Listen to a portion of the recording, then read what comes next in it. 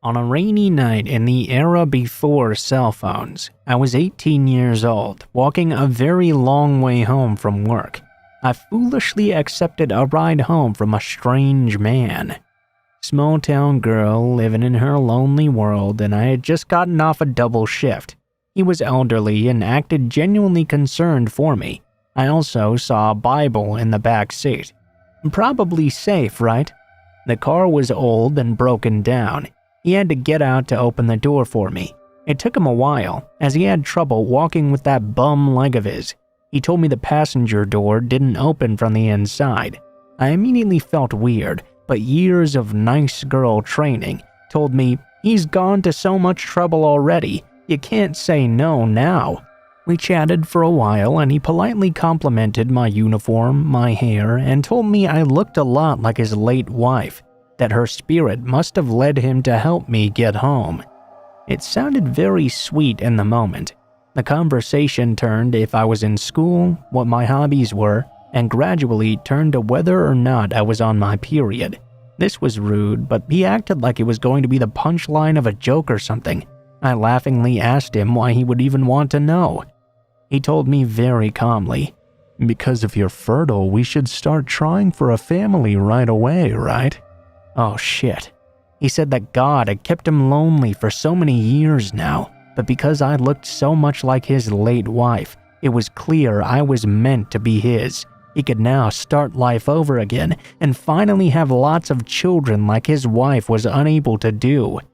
He grabbed my hand firmly and kissed it. "I can't wait to show you to our new bed."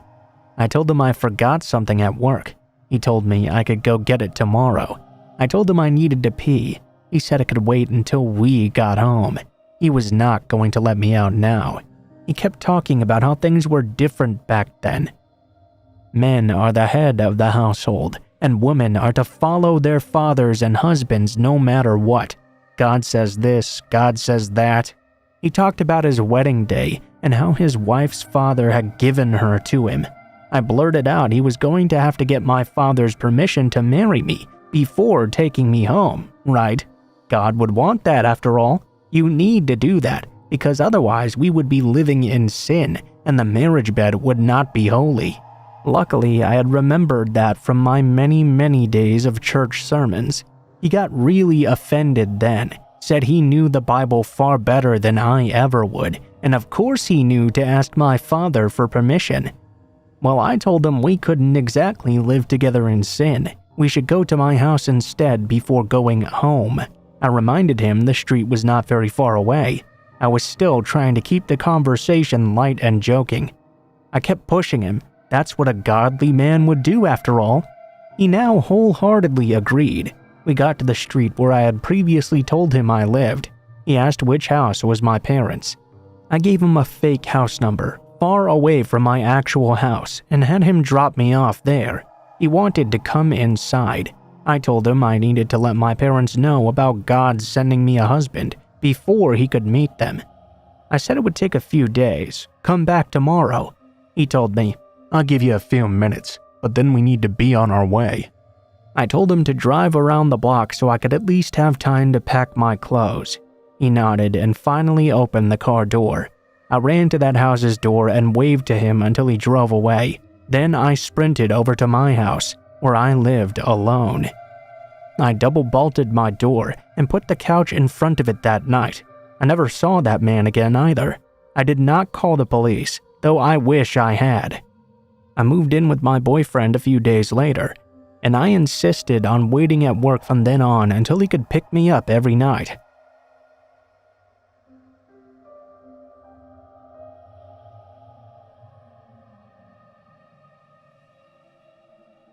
Honestly, I don't know. Maybe he was trying to be nice, but every red flag was raised, and every alarm inside me was going crazy. This happened just a few hours ago, and I'm safe now. I don't think I have anything else to worry about. You see, I'm going to another country to see a band I love. I found a cheap Airbnb online and booked it. I was supposed to come in last night, but the flight was delayed. My train was also missed. It was a nightmare trip all in all. I was supposed to get to this place after midnight. The owner told me that was totally fine. I checked the reviews about him and all of them said he was a lovely host and actually very nice. I noticed though that every single one of these reviews had all been written within the last few weeks. Red flag number 1. At this point, I missed the final train and was unable to get to the place that night. I told him I couldn't make it, but I would be there tomorrow. He said that was okay. I got to the train station of the city I'm in, and I decided to walk because I didn't have that much cash with me. I walked for about 40 minutes and got to a place that could be called run down at the very best. I saw drug dealers everywhere. You could just tell sometimes, you know. The door, which had the right number on it, was just a white door next to a shop. Red flag 2, 3, and 4. I had never been able to get a hold of him after. I had his number, but it would always go to an answering machine, and he didn't answer any of my texts either. I walked into that shop and asked if someone lived there. The guy in this shady-ass shop said, "A few? Who are you looking for?" I told him my host's name. He was playing with his phone in a way I couldn't see anything of what he was doing. Instantly, I got a message from my host. He says he's almost there. I leave the shop and realize that was red flag number 5. A half an hour later, this guy came up in a car with a girl in the front seat. "Hi there, I'm your host. It's the wrong address on the side actually. Hop in the back and I'll take you there." At this point, I just said, "You know what, thank you, but I'll find somewhere else to stay." After that, I walked away. I don't really know what was going on with all that, but it was very, very suspicious.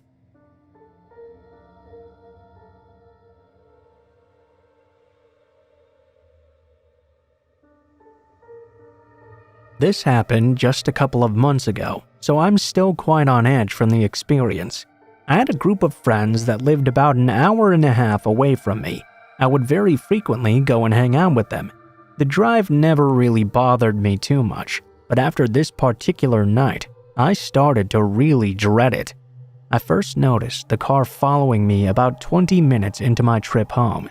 It was about 2 a.m., so not many cars were on the road at that time. This guy was practically riding my bumper. I thought this was really strange, because obviously there were no other cars out. There was a whole lot of room. I wrote it off though and tuned back into my music. The time on the freeway was about 55 minutes. He was directly behind me for the entirety of it. When I noticed him getting off at the exact same exit as me, I began to get a little bit anxious. I tried to tell myself I was just being paranoid. I was heading home as I normally would, until I noticed that this car was also making every turn right behind me. At this point, I started to turn down random roads to test my theory of this person following me. Just as I suspected, they were trailing behind me exactly. I stopped going towards my house at this point and started driving randomly, trying to think of what I could do in this situation. I tried whipping down roads at the last second, but that didn't work. I was driving through red lights and stop signs. I was scared of what he would do if I stopped. I was desperate at this point. I called the police and told them I was being followed for over an hour. I gave them a description of the car and my location as well.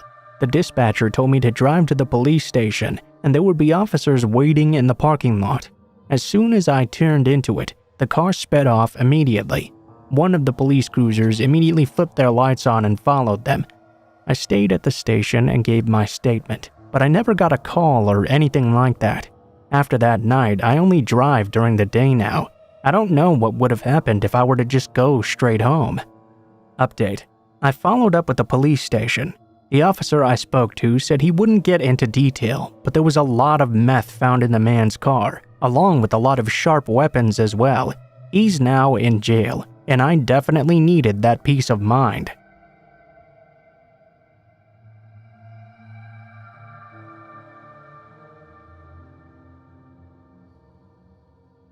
This happened to me this past Friday night. I, 30 and female, work at a bar on weekends, about a mile away from my house. In nice weather, I like to walk the commute.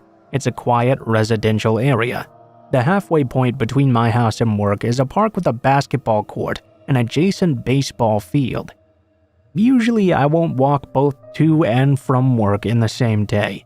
Instead, I'll take an Uber at least one way. The time and days I walk home vary as well. This is all for context.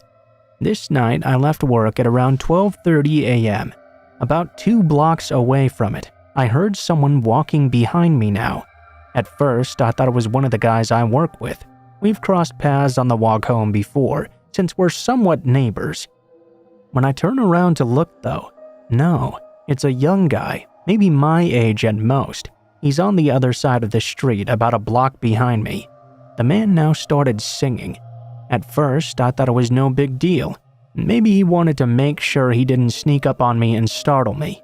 But the singing started to get kind of eerie. It was starting to make my hair on my neck rise. I started to pay attention and tried to hear for clues of mental instability or any direct communication to me. I was about a block from the sports field, and this person was getting slowly closer and closer, now maybe 30 or 40 feet away. I realized at this point that the houses just past the fields were kind of unkempt. I'd never seen anyone outside even during the day, aka no one would be around to help me if I needed it. I decided it was getting way too creepy. I abruptly turned around and started walking the same way I'd come from. The guy kept walking his same direction. I didn't look back more than once to confirm. I waited on a corner for 2 or 3 minutes, debating if I should call an Uber, return to the bar, or just keep on walking. I'd already texted a coworker who was still there that I was being followed, sketched out, and to be worried if I didn't send a text upon my arrival home. Like any good horror movie though, I stubbornly decided to keep walking home along my original route. The Uber was 7 minutes away and $10 for a half-mile trip anyway. Plus, I'd be a complete sitting duck waiting for it. I didn't want to walk the half-mile back to the bar when my house was the exact same distance either. I was ultimately and finally swayed by the fact I'd had a real rough shift at work, and the walk always unwinded me. It was a dumb choice, and clearly the wrong one, but that's how I arrived at it. As I soldiered on, I turned onto the street with the basketball court and field. In the parking lot, there was this tiny compact car, the kind you might refer to as a clown car. It was pulling out of the lot. A car was approaching, so it was waiting directly in my path. As I slowed down, my gut was saying not to get too close. Eventually, it pulled out and turned in the direction I was headed, but went straight instead of turning where I would be heading. I sighed in relief. I noticed a sharp smell as I passed by the parking lot, almost like dry leaves, earthy but unidentifiable. I just chalked it up to my conscience being on high alert. I turned onto the upcoming street, which was the final stretch of dark residential area before I reached the almost home safer leg of the trip. I tripped over the curb and chided myself for looking vulnerable for even a moment. I then paused to regain my composure. There was a U-Haul truck parked about 100 feet ahead of me on the opposite side of the street. As I looked up from tripping, I could see 2 figures now emerging from behind the truck. They were in identical all-black outfits, weird black pilgrim-esque hats, and what I thought to be clown masks. My first thought was, oh fuck, I'm fucked. I thought of that weird clown thing that happened a few years ago. After a moment, I realized the masks were all white though, so either Michael Myers or Jason masks. This was somehow a relief. Clowns would have had me so terrified I'd have frozen up. Something about the way these guys were moving toward me was extra eerie too. Outfits aside, my body was screaming to get out of there. Without speaking to each other or me, they began walking diagonally across the street right towards me. They never even turned to communicate with one another. Immediately, I did a 180 and started power walking. I was already holding my phone as a precaution from that first guy, so I FaceTimed my roommate. She doesn't pick up. I called the cook, the guy I thought the first guy was. He picks up on the second ring. "Where are you? I need help. I'm being followed." I was in a complete panic. He climbed into his car and said he'd be there in 2 minutes. For some reason, the call now dropped. I was now by the fields, and I realized they were again crossing the street, getting even closer to me. I called him back and told him to stay on the line this time because I was not okay. It had to be obvious I was now terrified. The abrupt change of direction, the phone calls, the looking over my shoulder. The park is a great place to smoke. It was almost Halloween as well. I turned into the street where the singer had followed me and paused. The house on the corner of the park was my number one pick if I had to end up banging on the door for help. They were always outside working on their cars, and the property is well maintained. Their windows are within 10 feet of the sidewalk.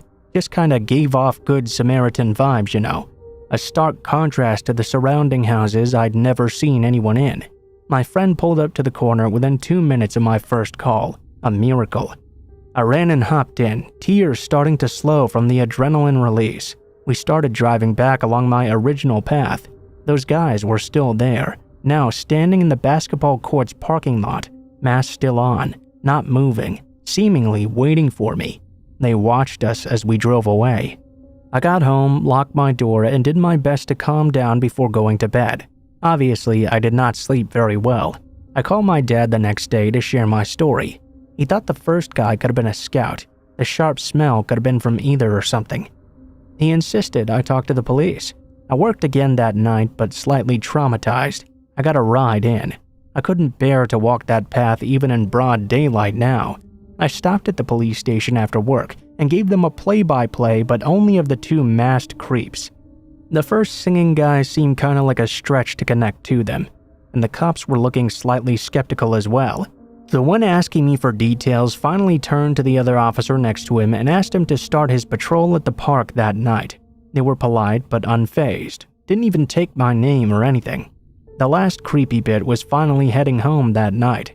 It was exactly the same time, 12:30.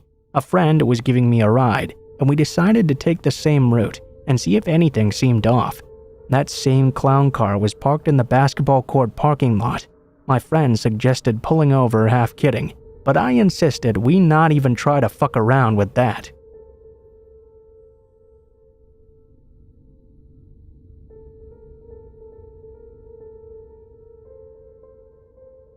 This happened 2 years ago. Typical normal day in my suburban neighborhood. My wife asked me to run to the grocery store for something. It was around 2 or 3 p.m. When she asked me, I was sitting in the dining room, which was right next to the garage. Instead of walking to the front door and then all the way around to the front of my house to my car in the driveway, instead I just went out the door next to me that led into the garage. I hit the button to open the garage door, and it started to rise. I walked over and ducked to walk out before it was finished rising. I stopped dead in my tracks when I realized there were 2 people standing right in front of me in my driveway. A very overweight man and a very overweight woman. This caught me totally off guard. I probably muttered some type of hello, then asked if I could help them with something. Before I had time to focus on their response though, I noticed the woman wasn't looking at me like the man was. She was holding a fake baby in her arms, cradling it and telling it to shush. This left me flabbergasted. I immediately assumed they, or at least she, might be mentally disabled. I looked over to the man. Without missing a beat, he asked me if I could give them a ride to the store.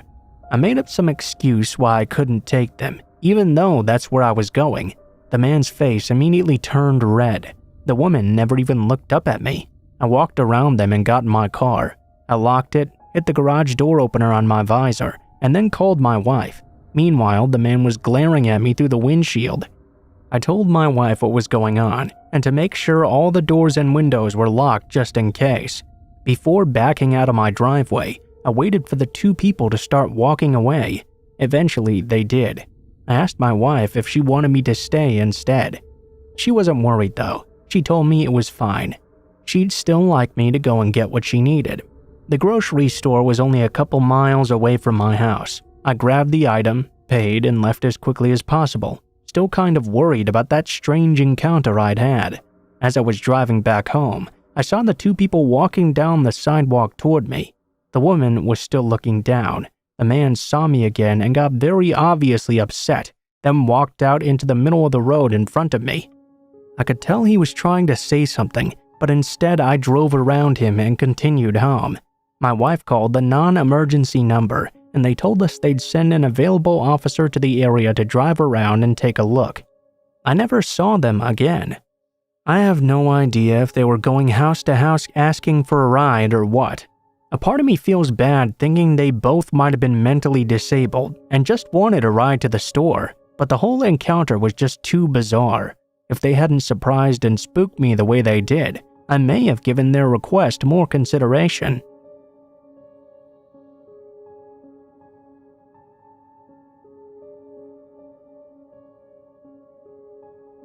I'm a 17-year-old guy currently living in Phoenix, Arizona. This incident took place around 6 months ago on an overnight trip into the Superstition Mountains, which are about an hour drive east of Phoenix. I'm not going to specify the exact trail. I've been doing this stuff long enough to realize what happens when you post stuff on the internet, whether it's a good trail, an abandoned mine, ghosts, or whatever it may be. People come flocking over, usually with a lot of trash and very loud music. Anyway, this particular trail I was taking was an 8-mile loop through a canyon. Pretty simple in and out overnight trip. I had planned to go with my friend, but a last-minute cancel on his part left me on my own. So, with a packed bag and car ready to go, I decided to go on my own. Not leaving the house on time and some trouble navigating rough forest roads, I didn't arrive to the trailhead until around 5:45. For those of you who don't backpack, this is a very big no-no. I had about a 4-mile hike until I arrived at my planned camping spot, and it was getting dark fast. I figured though if I moved quick enough, I could get at least 2 or 3 miles in before I had to find a spot. This strategy left me hiking a very dark trail on my own, with about 15 miles of dirt road between me and anyone else. Hiking in the dark by itself is scary, especially for where I was and being all on my own. Eventually it got so dark, I could only see where my headlamp was pointing. That's when I figured I needed to stop and get a camp set up, with only using the headlamp as my light source and trying to move fast. I ended up in a less than ideal spot. There were some burnt pieces of wood and remains of a fire circle, so it looked like people had been there before. Definitely not recently though. My first priority was to get a fire going. I scanned the area around me and was able to find some dried wood. I got the fire going. I got my tarp set up as well and cracked open a can of chili mac I had brought for myself. I was very much looking forward to eating it. I was feeling good, my camp was set up, my food was on the fire. The feeling of uneasiness from the hike had almost gone away, but it was still there. To fully understand what happened, I have to explain to you how my camp was set up. The site I had picked was a small clearing, surrounded by large pine trees with a trail about 30 feet to my left. When you're in the woods and have a fire going, the fire casts a circle of light around it, and everything on the edge of that circle and past it are pitch black. I was sitting on the ground near my fire, eating my dinner, when a small rock about the size of a marble was thrown into my camp. I looked at that tiny rock in shock. I was positive I was the only person on the trail that night. I immediately turned my light on and towards the area where I had seen the rock come from. Due to the density of the pines and brush though, I could only see about 10 feet. I spent the next 10 to 15 minutes in disbelief as I scanned the tree line that surrounded me, searching for whatever or whoever had thrown that rock. I didn't dare to stray far from my fire. In hindsight, it offered me a false sense of security. After sitting back down and spending the rest of my time on high alert, I was able to convince myself that I had somehow kicked the rock or it had fallen from a tree or something. I went to sleep that night, not expecting the pure terror that was about to unfold. I woke to the sound of rustling leaves, barely audible if you weren't listening for them. They were there though. Still in a sleepy haze, I listened as the rustling of leaves got harder to hear. I assumed this must be moving away from me.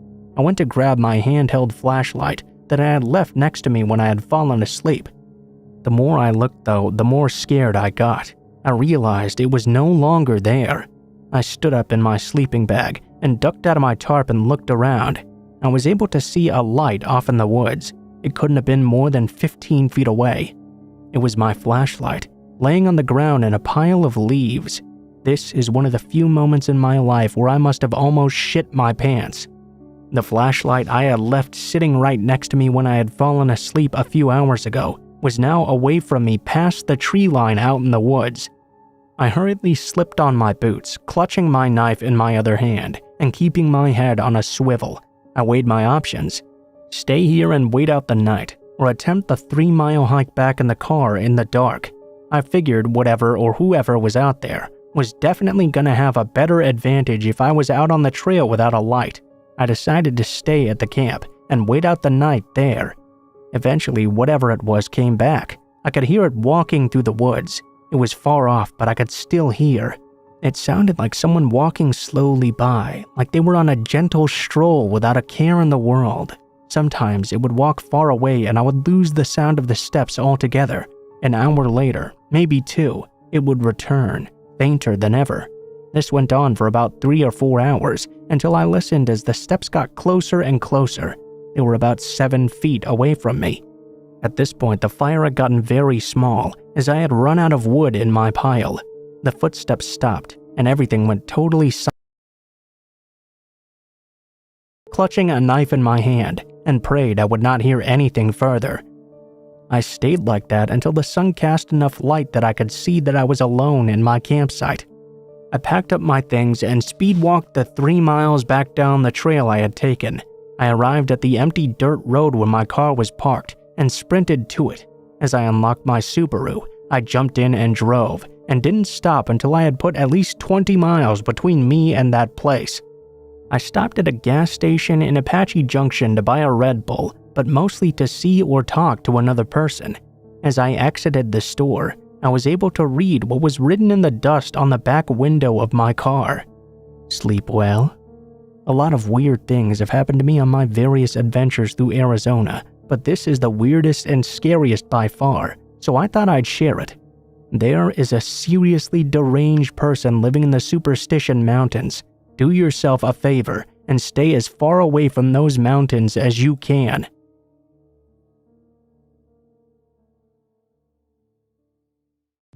Mortis Media.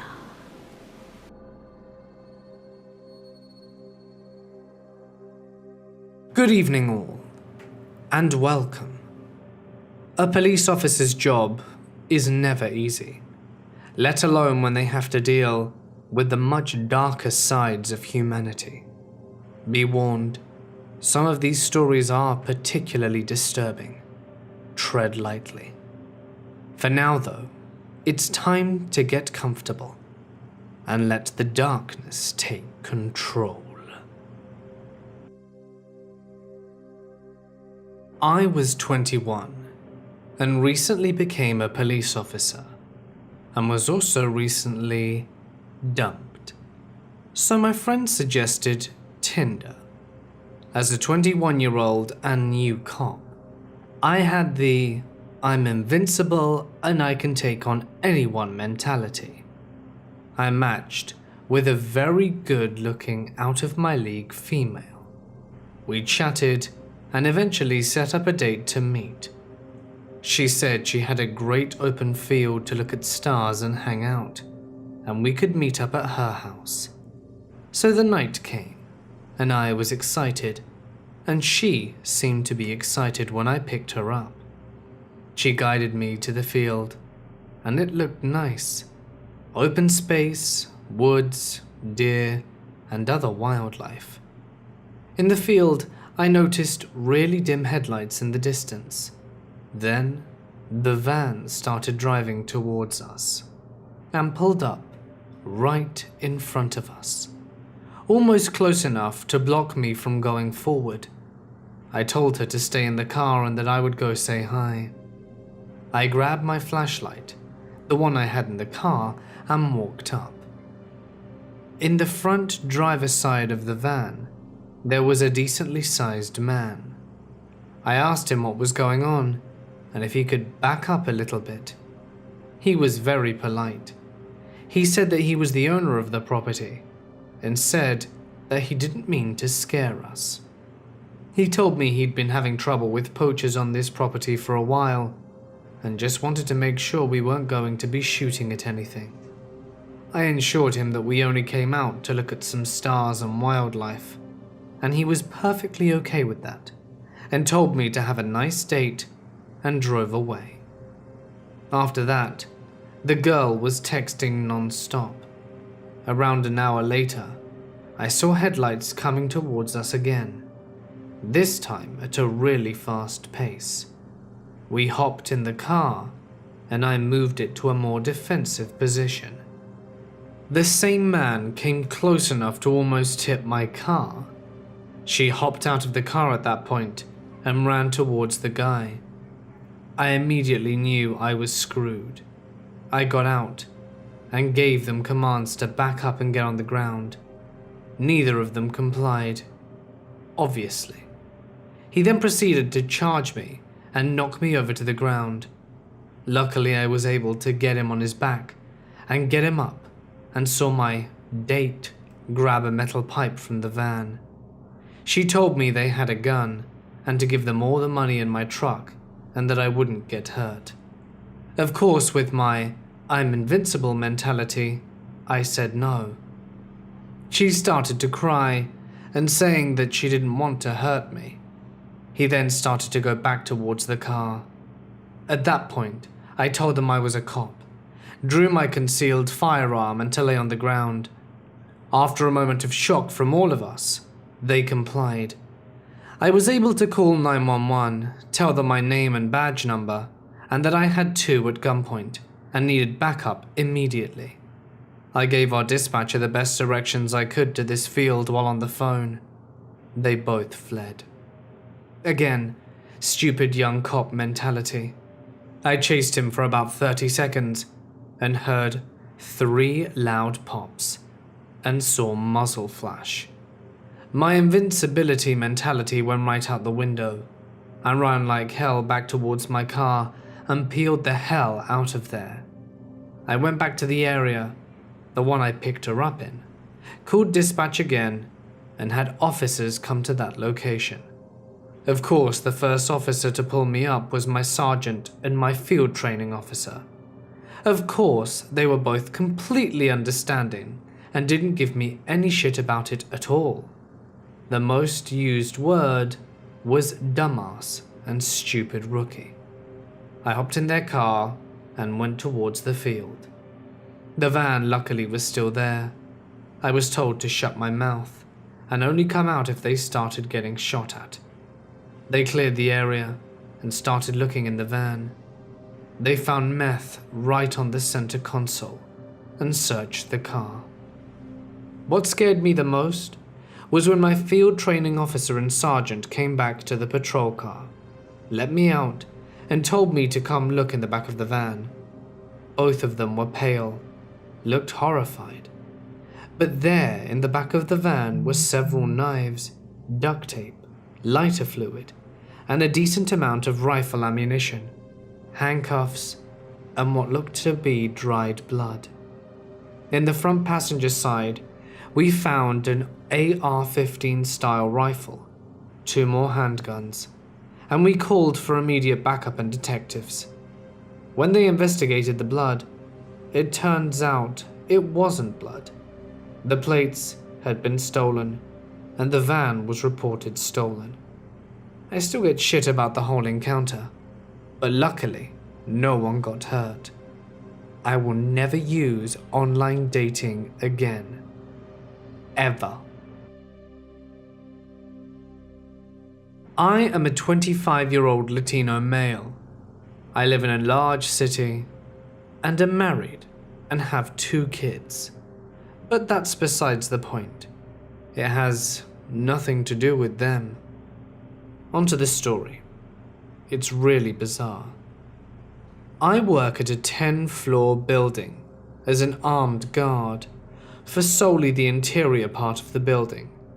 I only stay inside because we have other guards at the main entrance that check people in, so I only monitor cameras and conduct patrols whenever I want to by the hour. It's really boring most of the time, which brings me to Reddit, lurking. Anyway, some of the floors in the building are occasionally blocked off for renovations. The floor is either completely demolished, or if it's being completely empty, means that it's my favorite places to go while I'm patrolling. Because no one's allowed to be on those floors except security, contractors, renovations, or the janitors. I leave to do my usual patrols, but before I decide that I need to go to the bathroom. But when I do, the men's room is completely full. So I have my most bright idea. Hey, that floor with the renovations will be completely empty. And because no one gets to go there, it'll be spotless. I think I'll hurry to complete my patrol and get to the restroom. Except it's not empty. I don't find it to be extremely odd, as it's about 10 AM and the elevators still go to this floor. I just think somebody has the same idea I had. So I go to the stall furthest away from this guy and try to do my business. Without trying to gross everyone out, I'm gonna tell you this story like it happened. I dropped my pants and I'm handling business. And as soon as I do, this guy is whispering shit all creepy like. Not completely weird at first, but then it just gets louder and louder. And I hear words like, him, over there, they, and you. I think the dude is trying to get my attention, so I'm sitting here, eyes wide open, glad that I'm already on the John. Still, this guy's whispering stuff like he's possessed. I can't even comfortably use the restroom because this guy's freaking me out. So then I realized something, that from the moment I got in here, until the point, which is about 10 minutes give or take a couple, I don't think I once heard anything giving the impression that this dude is even using the bathroom. So everything told me in my instincts not to look, but I do anyway, towards his feet. And this guy is not even on the bathroom. He's standing straight up whispering. So I completely irrationally noped out of there so that I could radio my entrance guard to inform him of what was going on. I posted myself in the hallway waiting for this guy to come out. 30 minutes passed, and I'd had enough of this. I walked in twice, acting if I was going to wash my hands, and the third time, I'd had enough. So I knock on his stall and say, "Security, is everything all good in there?" A completely normal voice responds, Yeah, I'm fine." I wait about 2 to 3 more minutes, and this dude finally comes out. He asks if someone reported him. I told him no, and that I was using the restroom and he was exhibiting strange behavior, and that he was there for a really long time. He says it was nothing, and I ask for his work badge and get his name and company, and explain that he's not allowed to be on this floor. He says he understands, and that it won't happen again, with a look in his face like I scared him. I really hope not to see him again. I've been a cop since I was 22 years old. I graduated at the top of my class, and I aced all of my exams. As soon as the last sergeant had shaken my hand at graduation, I had a job offer, and I eagerly agreed to fly across the country just so I would be seen as dependable.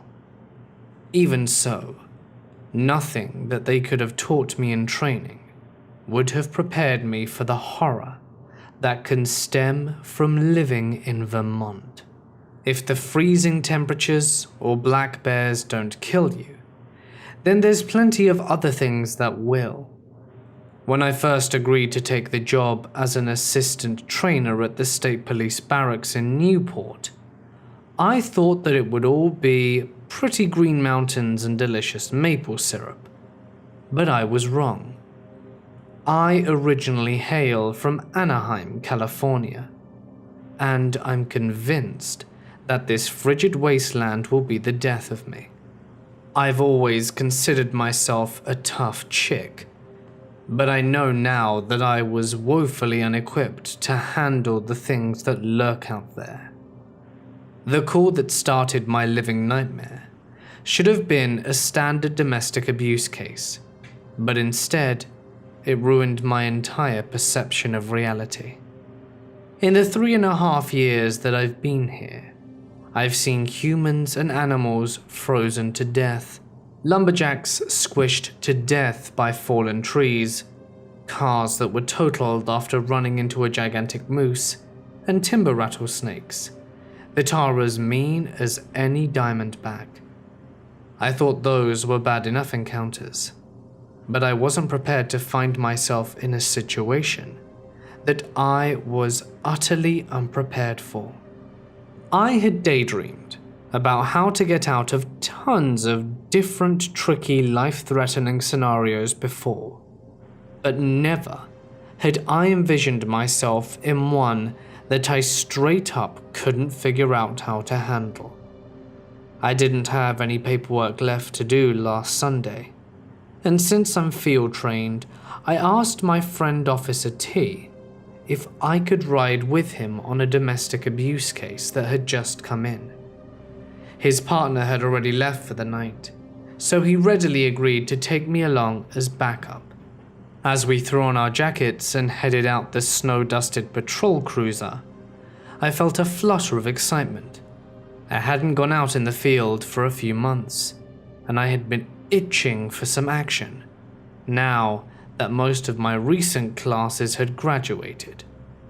I looked over the notes, ingraining into my mind that we needed to speak with a Mr. B, who was the suspected wife-beater.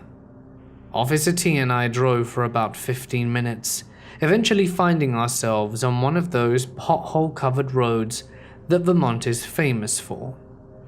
The snow was up our thighs, and even our tactical SUV was having some trouble getting up a few of the icier hills. We cursed our luck at being sent to a residence out in the countryside, especially since it was about 7 p.m. and it was pitch dark out. A concerned neighbor had called us, and when we got to Mrs. F's house to hear her report, the distressed woman told us that there were strange screams coming from the creek area behind the houses. We had been under the impression that the fighting had been occurring inside her neighbor's house, and she said that it had been until about 10 minutes before our arrival. She led us out to her back porch, and sure enough, after stepping through the doorway, we heard the screams. They were very hard to describe. They sounded like a low-pitched version of a frantic woman yelling. Each scream lasted anywhere between 3 to 10 seconds, though it never sounded like it was saying actual words. It was a cry of sheer terror, stuck on an infinite loop, and my adrenaline was pumping so hard I didn't even want to bother knocking on Mr. B's door.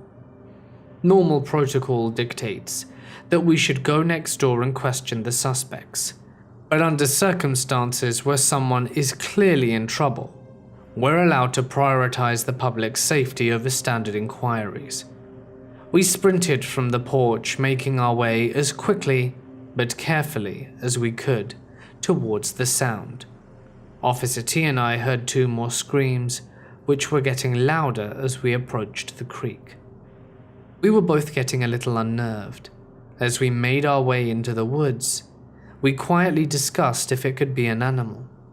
The screams of a mountain lion can sound just like those of a distressed woman, and our little flashlights weren't doing much to illuminate the shadow-filled forest. We were finally approaching the creek bed, and we hadn't heard a scream for about 5 minutes. We had begun calling out for somebody to come forward if they were there, or to help lead us to them, but there was no more sound.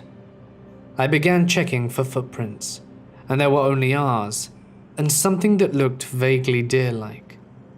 The powdered snow that we were kicking up was causing a fine sheen of mist-like coverage, but even so, we did a thorough sweep of the area, and hadn't seen any signs of blood or a struggle.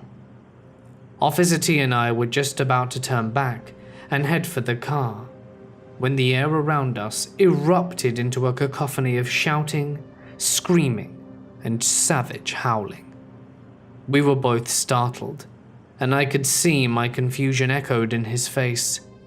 I opened my mouth to make sure that he was experiencing the same crazy phenomenon that I was, and then, We heard an exact copy of this scream from where we were on the porch. It came from directly behind us, but there was nothing there but an open clearing.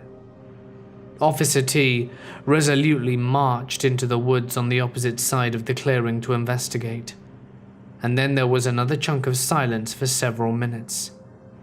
I didn't even hear his footsteps crunch, and I was starting to get anxious.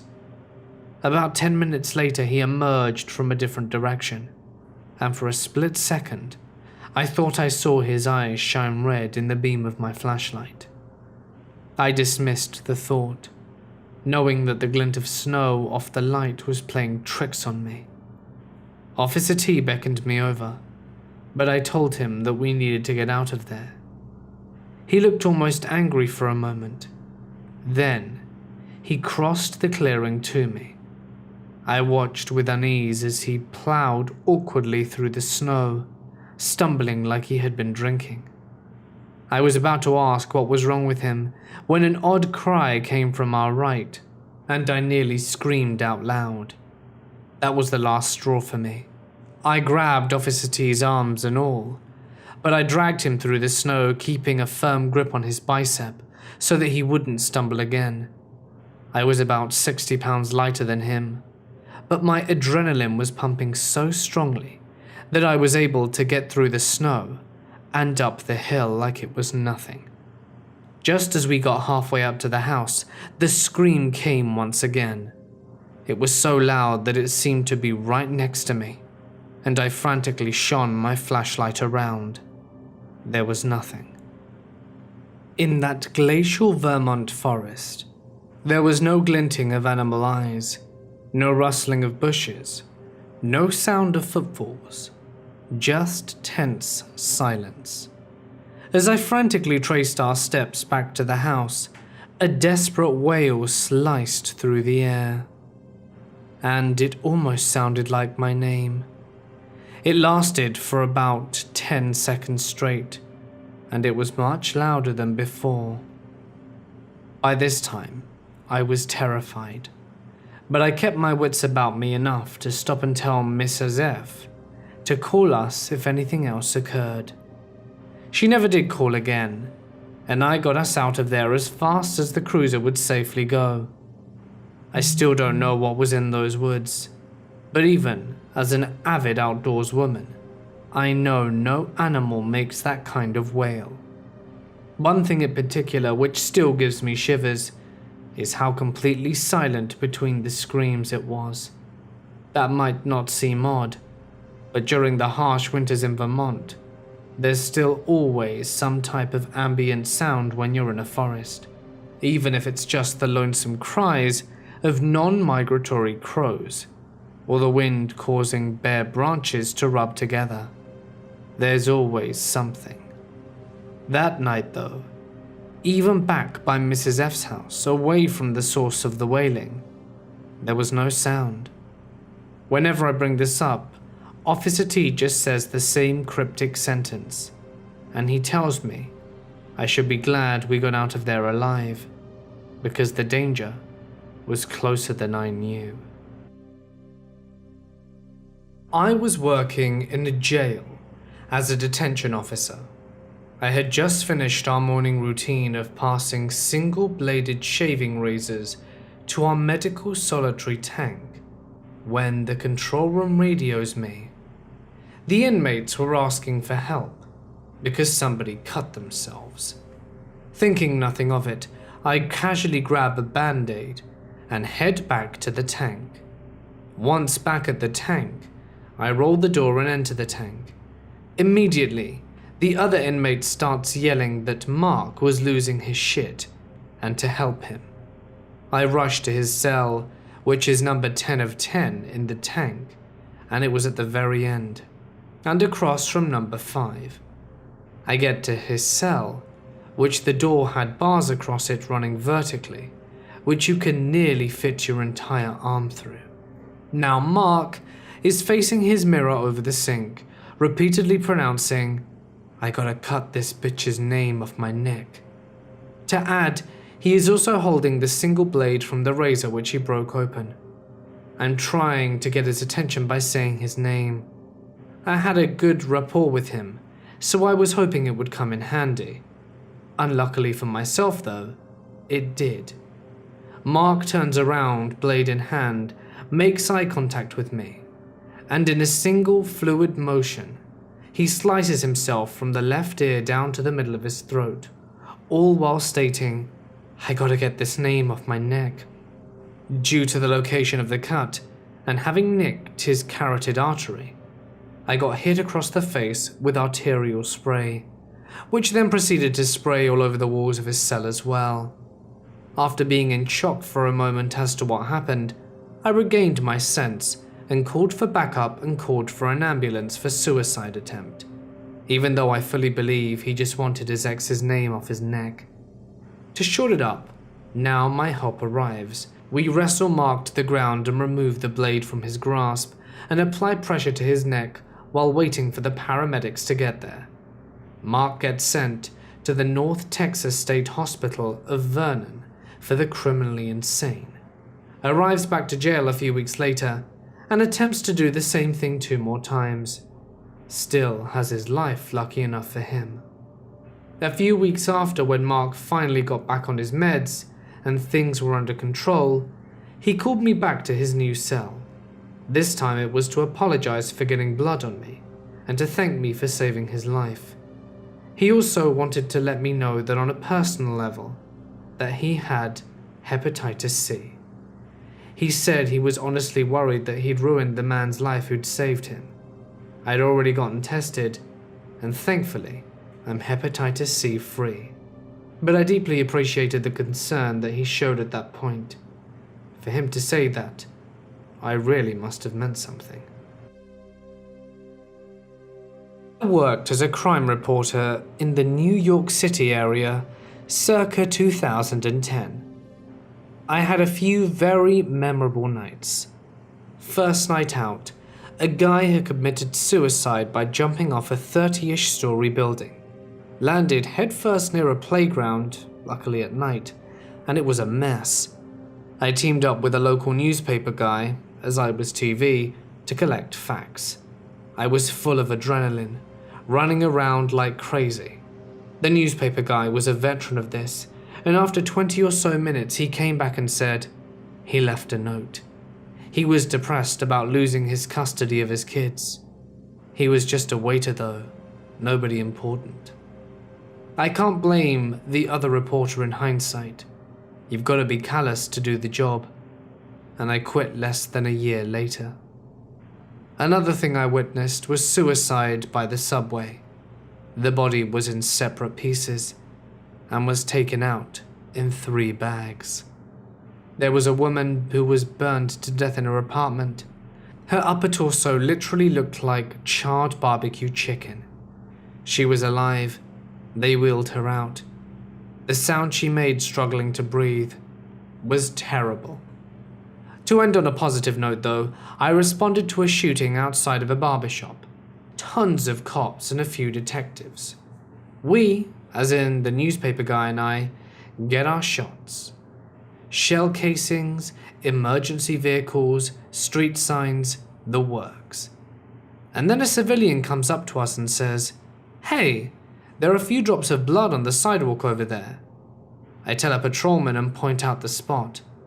In no uncertain terms, he calls me an idiot for showing him a ketchup splotch on the sidewalk. My partner and I follow the splotch, which keeps getting larger and larger, and begins to grow into a boot print, which leads us to a multi-story tenant building.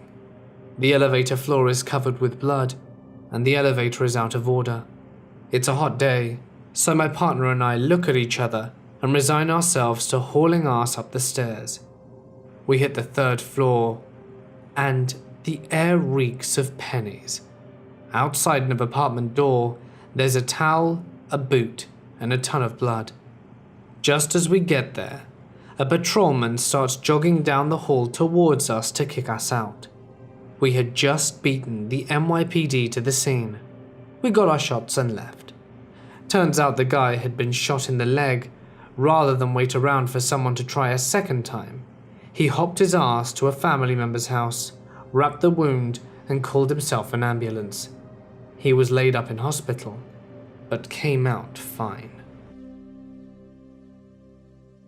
I live in the UK, and we got a call to say a guy had been arrested in the early hours for going equipped for theft, and his mother had been into the station to ask about the kids. What kids? He didn't mention kids. I go to the house and shout through the letterbox with no reply. I shout again, and there's a 3-year-old kid that comes to the door. He doesn't have a key, and I ask if he's alone. He says no, that his 18-month-old brother is there with him. 3-year-old and 18-month-old kids alone in a house virtually at night. We use the big red magic key to break down the door and get inside. And oh my god, I'm still haunted by the squalor these kids lived in. Dirty diapers everywhere, takeaway cartons, dirty clothes everywhere. 18-month-old has a diaper that's filled so much it's coming up his back. We get the grandmother to come and collect them, and as we do, I'm looking for a cup to get them a drink and a bit of bread for toast as they've not eaten. The cup has mold growing out of it, and there's nothing except tinned beans. We couldn't even get them a drink of water without risking their health. We get a bottle of water from a nearby shop, and we got the kids away and do a sweep of the house. These poor kids shared a single bed. Their bathroom hadn't been cleaned in years.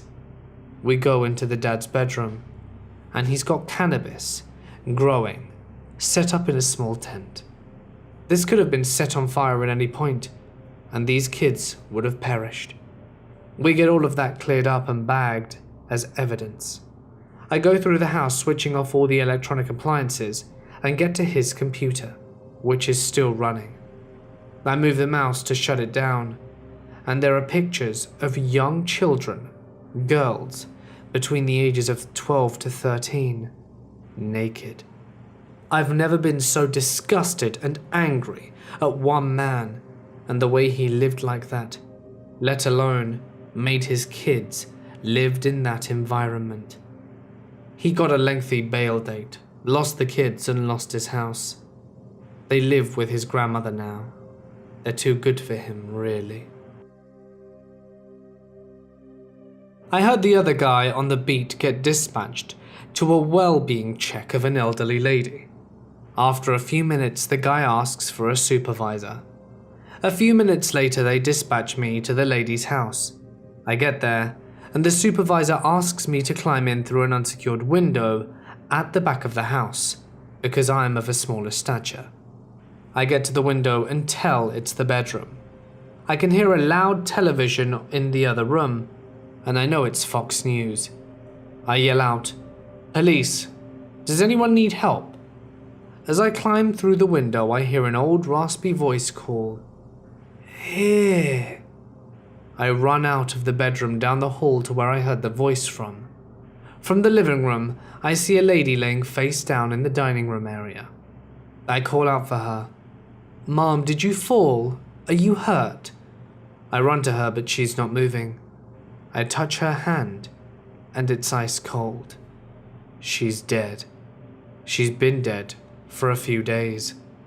I unlock the door and let the supervisor and other officer in. I tell them I heard a voice, and we need to check the whole house.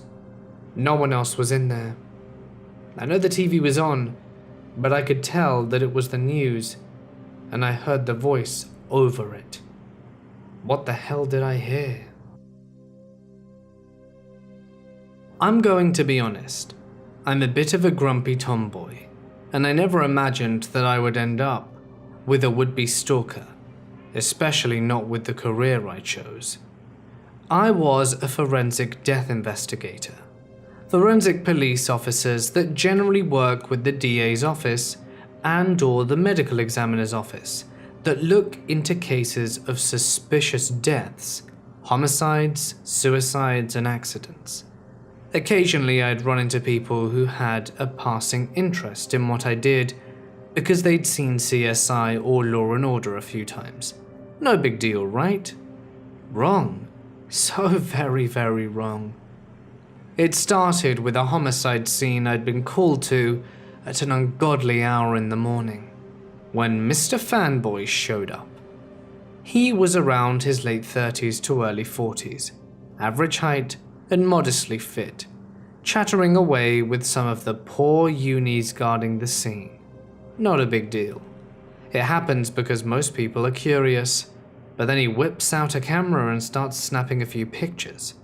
At that point, I figured he was a really nosy, tone-deaf journalist and decided to give him a polite lecture on how inappropriate it was to take photos of a crime scene, especially when we were getting ready to move the deceased's body. I deleted the pics and sent him on his way, and figured that I'd never see him again. But no, he pops up again a week later at another questionable scene. It doesn't click yet that something is seriously off, until a week after he shows up at yet another scene. This one being a complete county away from the last one. So I worked a major city in Texas, through the medical examiner's office, so we took cases from several surrounding counties, a few thousand square miles. So it was odd that this guy would show up at a rather standard scene on the outer edge of our covered area, even if he was press. I mention it to some co-workers when I get the chance, and they've noticed him hanging around some of their scenes as well. When he showed up again, me and a uniformed officer shake him down and see who the hell he is and why he's got a major hard-on for rubbernecking crime scenes. I'm used to rubberneckers. I get it, people are curious and sometimes a bit morbid when something happens nearby. Once the excitement and newness wears off, they go on about their business. Mr. Fanboy doesn't have a criminal record, not like even speeding or parking tickets. So my superior had a talk with him. Basically explained that he was making everyone nervous, and it looked really shady to just start hanging out at crime scenes. So he disappeared for a couple of weeks, before switching to a new tactic. If he can't hang around the crime scenes, why not hang around the investigators? But of course, only the female ones. Fanboy shows up at one of my favorite dive bars that I frequent because it was near my home, over 30 miles from where I work. I'm a 5'7" woman who doesn't look imposing in the least. My co-workers used to tease me that I looked like I was a kid playing dress up in my uniform. Like most women, I tried to be polite with the guy, who at the time was about 20 years my senior, but declined any offer for a drink. He doesn't take the hint and chats me up with some of the creepiest shit I've ever heard. What's the worst crime scene you've investigated? Have you ever worked on a case where the victim was dismembered? Do you think any murder cases are really about power dynamics and not sexually motivated? So I creep the hell out.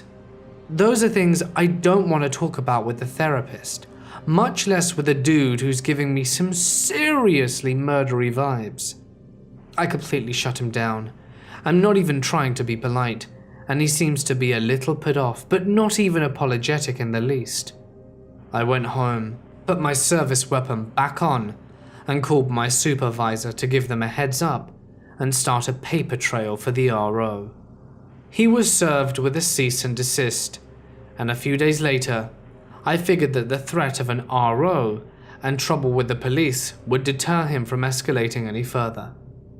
Not even 24 hours after the cease and desist, he is back to shadowing crime scenes like it's going out of style. At another female investigator's scene, he's getting into an altercation with one of the uniformed officers. He gets slammed with trespassing, obstruction, and a few other charges, but since he has no record, he's let out on bail, and shows up at a scene I'm working on not 3 days later. We get into a scuffle after he breaks one of my guy's noses to get onto the scene. He's not as strong as he looks, but I still ended up with a black eye. He looked worse by the time my partner and I finally get him cuffed. An investigation is opened, and turned up a police scanner and a lot of creepy journals in his car, as well as notes on where I lived and worked, along with info on one of the other female investigators. From what I heard through the grapevine, his mother's house where he was living was creepy as hell. Yeah, I never thought people would be that obsessed with crime scenes, forensics, or the like, that they'd end up going to jail. But here we are. I'm also very aware that he probably had a lot of unsavory things planned for me and or one of my co-workers, which still makes my skin crawl to this day.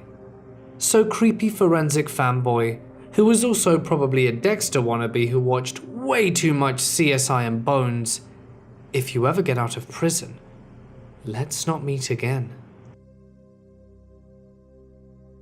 My older brother did little police work after he got out of the Marine Corps, and in that about 8-month span, he saw 2 suicides happen in real time with his own eyes. The scarier part is that he took me on a little ride along one time, just before we were about to eat lunch. There was construction on a main road, so we took another road that led through a pretty bad part of town. But the second quickest way back to the main town was the main road being bad. I remember a lot of people staring at us, and just as we were about to hit the road back into town, we heard gunshots ring out. He called it in, sirens on, drove to wherever they were, and this was just about a year ago. I was 16, and I wasn't really scared. I knew how to handle a gun if I needed to. We go there where we thought we heard the shots, and there were some people running. He went to get out. Then all I heard were these gunshots going off that seemed right next to me, and then the crackling of a windshield and bullets hitting the car. My brother got hit once in the chest, but thank God he had his Kevlar on. He exchanged fire and hit the assailant twice, knocking him to the ground. What I didn't know at first was that I got hit in the arm. I only noticed when my arm felt tingly, and I looked down and noticed I was bleeding. I stayed calm as best I could and let my brother do his work, and searched around for a first aid kit. He yelled back at me if I was hit, and I said yes, but told him to focus on the assailant. I'm a big military guy, going into the Marine Corps next year. I eventually got my arm bandaged as best I could, and figured out the bullet went all the way through my arm, and it did. Everyone survived. Everyone was okay for the most part, but I'm never doing ride-alongs again. The assailant ended up going to the hospital. He was fine, and I don't remember how many years he got. I am on the police force, and I responded to a semi versus passenger vehicle. I arrived on the scene to a frantic scene. Multiple people are yelling and crying. I try to make sense of things and ask if anyone is injured, and I heard the voice of a parent yelling out. If you've ever heard someone in person yelling for help with fear and panic, you'll never see things the same way again. Medics arrive about the time I show up. They start to treat the lady who obviously has a broken leg.